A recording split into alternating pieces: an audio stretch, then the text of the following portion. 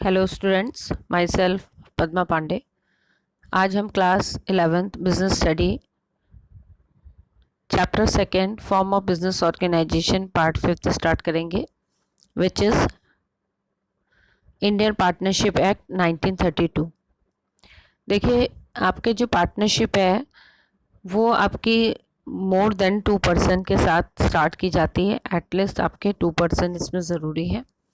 ठीक है, अभी तक हमने different form of business organisation पढ़े, like that sole proprietorship form, Hindu undivided family business, cooperative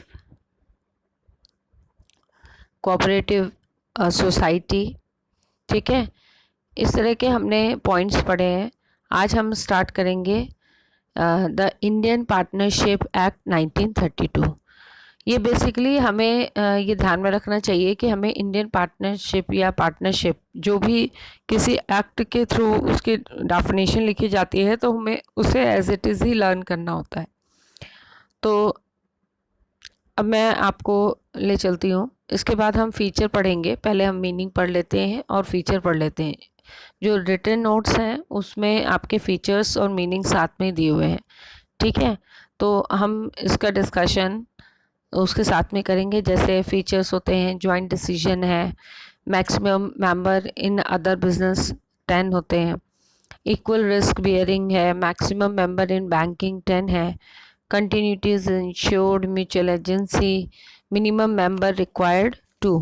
ठीक है, मैंने अभी आपको बताया कि पार्टनरशिप फॉर्म को तैयार करने के लिए हमें मिनिमम कितने मेंबर्स की ज़रूरत होती है, 2। ठीक है, 2 से हम स्टार्ट कर सकते हैं, फिर हम उसमें और ऐड कर सकते हैं। चलिए फिर रिटन नोट्स की तरफ चलते हैं। First of all, meaning of partnership और definition of partnership. According to Indian partnership act 1932, partnership is the relation between a person who have agreed to share profit of business carried on by all or any of them acting for all. इसका meaning समझ लीजिए। Partnership क्या है? एक relation है दो persons के बीच में जो एग्री होते हैं प्रॉफिट शेयर करने और लॉस बियर करने के लिए बिजनेस का। ठीक है, कैरिड ऑन बाय ऑल मतलब वो सारी चीज़ें प्रॉफिट एंड लॉस के लिए इक्वल शेयर्ड होते हैं। ठीक है, और any of them acting for all means वो आपके प्रिंसिपल के साथ साथ एजेंट का भी काम करते हैं। ठीक है, वो एक दूसरे के एजेंट भी होते हैं और हेड भी होते हैं। ठीक है, तो ये बोल रहा है carried on by all means खुद उसके प्रिंसिपल भी होते हैं, मीन्स हेड होते हैं, और any of them acting for all means होता है यहाँ पर एजेंट भी होते हैं। तो हमारा पार्टनरशिप बेसिकली जो मीनिंग मैंने और डेफिनेशन बताई है ये पार्टनरशिप एक्ट 1932 के अकॉर्डिंग है। ठीक है, तो इसमें ये मैं दोबारा पढ़ देती हूँ। Partnership is the relation between the person who have agreed to share profit of a business carried on by all or any of them acting for all. तो ये हमारे क्या है, पार्टनरशिप फर्म की मीनिंग है। अब हम आते हैं कैरेक्टरिस्टिक्स पर। Characteristic of partnership, first, more than 1 person are required means minimum 2% चाहिए। ठीक है, partnership need a minimum number of 2 person and maximum 20। Agreement, other business में 10 चाहिए होता है, चाहे बैंकिंग हो अदर देन। ठीक है, देन एग्रीमेंट है, it is an outcome of N oral और रिटर्न एग्रीमेंट। देखिए, हम इसके बारे में डिटेल डिस्कशन करेंगे कि पार्टनरशिप फॉर्म है, अगर ओरल बनी है तो उसके क्या मतलब आपके डिमेरिट्स हो सकती हैं, और रिटर्न एग्रीमेंट है तो उसके क्या आपके पॉजिटिव पॉइंट्स हो सकते हैं। ठीक है, तो रजिस्ट्रेशन करवाना ज़रूरी है नहीं है, ये सारे हम 1 बाय 1 इसमें नहीं, इस स्लाइड में नहीं, नेक्स्ट स्लाइड में डिस्कस करेंगे क्योंकि वो आगे का पार्ट है। अभी हम इसको समझ लेते हैं। तो हमारे पार्टनरशिप जो फॉर्म है वो आपकी ओरल भी हो सकती है और रिटर्न एग्रीमेंट भी हो सकता है। फिर profit motive and sharing of profit, partnership into earn profit in business and divided it among the partners. अब ये जो डिसीजन होता है, ये अगर कुछ नहीं लिखा है, मतलब एक जब हम पार्टनरशिप फर्म तैयार करते हैं तो एक पार्टनरशिप डीड बनती है। अगर उसमें रेशियो लिखा हुआ है कि इस रेशियो में डिवाइड होगा तो उस रेशियो में डिवाइड होता है। अगर कुछ भी नहीं मेंशन किया गया है तो सारे पार्टनर्स में आपका प्रॉफिट इक्वली डिवाइड होता है। ठीक है, तो ये जो प्रॉफिट मोटिव है और शेयर है, जो प्रॉफिट का जो भी प्रॉफिट आया है वो किस तरह से डिवाइड होगा, ये डिपेंड करता है पार्टनरशिप डीड पर और या उनके एग्रीड रेशियो पर। वो जिसमें अगर ओरल है, नहीं रिटर्न एग्रीमेंट बनाए, तो ओरल में अगर वो जो भी डिसाइड करेंगे कि हम ऐसे पार्टनर हम इस तरह से प्रॉफिट डिवाइड करेंगे, तो वो उसमें एग्रीड हो जाते हैं, क्योंकि आपने अभी ऊपर मीनिंग पढ़ी है, वो person who have agreed to share profit. ठीक है, देन इसके बाद है decision making and control. Every partner has a right to participate in management and decision making. ठीक है, हर पार्टनर इसमें क्या रहता है, उसका डिसीजन इक्वल होता है और मैनेजमेंट की ईच एंड एवरी मीटिंग में वो पार्टिसिपेट करता है। कोई डील है, कोई कॉन्ट्रैक्ट है, उसमें इक्वल पार्टिसिपेशन करेगा। Unlimited liability, the partner have unlimited liability. जितने भी पार्टनर हैं उनकी लायबिलिटी अनलिमिटेड होती है। ये कंसेप्ट मैंने आपको कई बार समझा दिया, लेकिन फिर भी एक बार और मैं आपको बता देती हूँ। अनलिमिटेड लायबिलिटी का मतलब होता है हमारा कि आप जब अगर मान लीजिए पार्टनर्स ने या किसी ने जो है लोन लिया है और उसकी रिकवरी अगर हमारी बिजनेस एसेट से नहीं होती है तो फिर हमारी पर्सनल एसेट से उसकी रिकवरी की जाती है। ठीक है, उसे बोलते हैं अनलिमिटेड लायबिलिटी। फिर हमारी जो है कैपिटल तक एक्सटेंड नहीं रहती है लायबिलिटी, हमारी पर्सनल प्रॉपर्टी से भी रिकवरी हो सकती है। तो अगर सारे पार्टनर प्रॉफिट एंजॉय कर रहे हैं तो उनके लॉस भी वो इक्वली बियर करेंगे। लॉस में ये नहीं होता है कि एग्रीड रेशियो में आप लॉस डिवाइड करेंगे, लॉस हमेशा जब बियर करा जाता है तो इक्वली होता है। ठीक है, प्रॉफिट में आप देख लेंगे कि एग्रीड रेशियो है कि इक्वल रेशियो है, क्या है, ये डिपेंड करता है। ठीक है, then lack of continuity, firm existence comes to end by the death, lunacy and insolvency of any of its partner. अगर एक भी पार्टनर की डेथ हो जाती है, ठीक है, इंसॉल्वेंट हो जाता है, दिवालिया जिसे बोला जाता है, लुएसी मीन्स होता है मेंटली डिस्टर्ब हो जाता है, तो इस तरह की कोई भी कंडीशन आती है तो उस समय ही पार्टनरशिप फर्म जो है बंद हो जाएगी। ठीक है, तो ये आपकी कंटिन्यूटी की थोड़ी प्रॉब्लम होती है, क्योंकि फिर ये रहता है कि बंद होना मतलब फिर वो आगे पार्टनर्स जो रिमेनिंग पार्टनर होते हैं वो डिसाइड करते हैं कि ये पार्टनरशिप को आगे चलाना है कि नहीं। फिर नई पार्टनरशिप डीड रेडी होती है और उस पार्टनर का नाम हटाया जाता है, नए पार्टनर का ऐड करके पार्टनरशिप डीड तैयार की जाती है। ठीक है, लेकिन सेम पार्टनरशिप नहीं चलती अगर इनमें से कोई भी रीज़न किसी भी पार्टनर को हो जाता है। लास्ट पॉइंट है इसका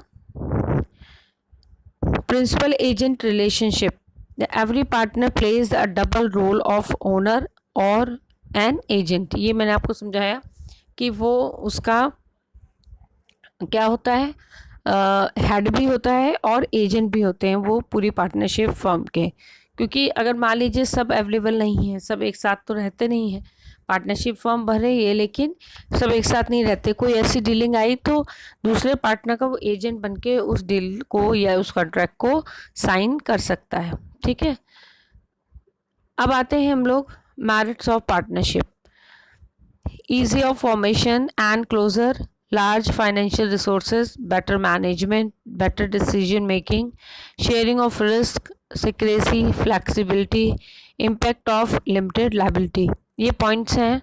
इसके अलावा कुछ रिटन नोट्स में थोड़े बहुत डिफरेंट पॉइंट होंगे तो हम देख लेंगे, हम डिस्कस करते हैं वन बाय वन। ठीक है, मेरिट क्या क्या होती हैं पार्टनरशिप फॉर्म की और लिमिटेशन डिस्कस करेंगे। Lack of public confidentiality, unlimited liability, possibility of conflicts, lack of continuity, limited resources, ये दोनों हम कंबाइन वे में पढ़ेंगे। आते हैं हम लोग रिटन नोट्स पर। Merit of partnership, easy of formation and closure, ठीक है, इसमें भी बहुत ज़्यादा जो है लीगल रिक्वायरमेंट की ज़रूरत नहीं होती है। बस ये होना चाहिए कि जो भी पार्टनरशिप फॉर्म है वो इलीगल ना हो। किसी भी जैसे चोरी के लिए, डकैती के लिए, किसी भी इलीगल वर्क के लिए अगर पार्टनरशिप फर्म तैयार की गई है तो वो पार्टनरशिप फर्म नहीं मानी जाएगी। हर लॉफुल बिजनेस के लिए ही पार्टनरशिप फर्म मानी जाती है। ठीक है, तो और इसमें लेस लीगल फॉर्मेलिटीज़ होती हैं। आप चाहें तो रजिस्ट्रेशन करवा सकते हैं अपने पार्टनरशिप फर्म का, लेकिन कंपलसरी नहीं होता है। ठीक, it can be easily formed and close without any legal formalities. आपने पीछे पढ़ाई कि अगर किसी पार्टनर को कुछ हो जाता है तो वैसे ही पार्टनरशिप ईजिली डिसॉल्व हो जाती है।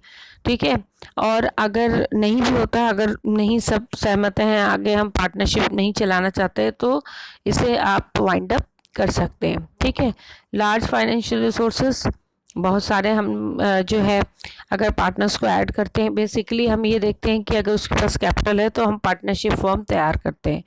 ठीक है, there are more fund as capital is contributed by the number of partners.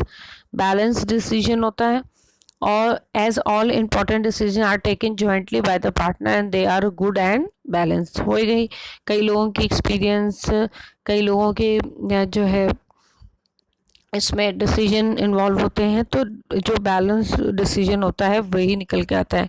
लोग अपने अपने एक्सपीरियंस शेयर करते हैं जिससे जो है बिजनेस को प्रॉफिट मिले। शेयरिंग ऑफ रिस्क, मैंने आपको बताया प्रॉफिट तो एग्रीड रेशियो में डिवाइड होता है।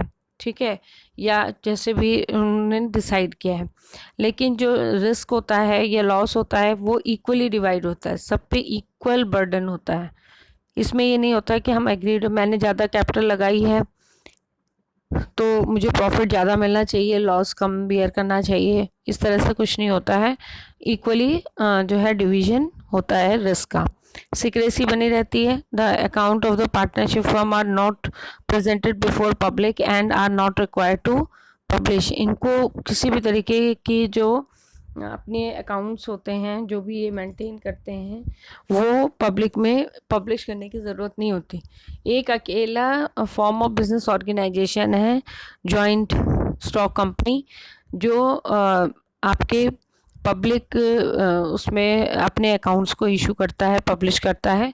बाकी किसी भी फॉर्म ऑफ बिजनेस ऑर्गेनाइजेशन में इन्हें जो है अपने अकाउंट को पब्लिश करने की ज़रूरत नहीं होती। एक आपका जॉइंट स्टॉक कंपनी और कोऑपरेटिव सोसाइटी, इन्हें गवर्नमेंट को बताना होता है, और बाकी सबको वो अपने पर्सनली स्टार्ट करते हैं तो उन्हें कोई ज़रूरत नहीं होती है, तो सिक्रेसी बनी रहती है।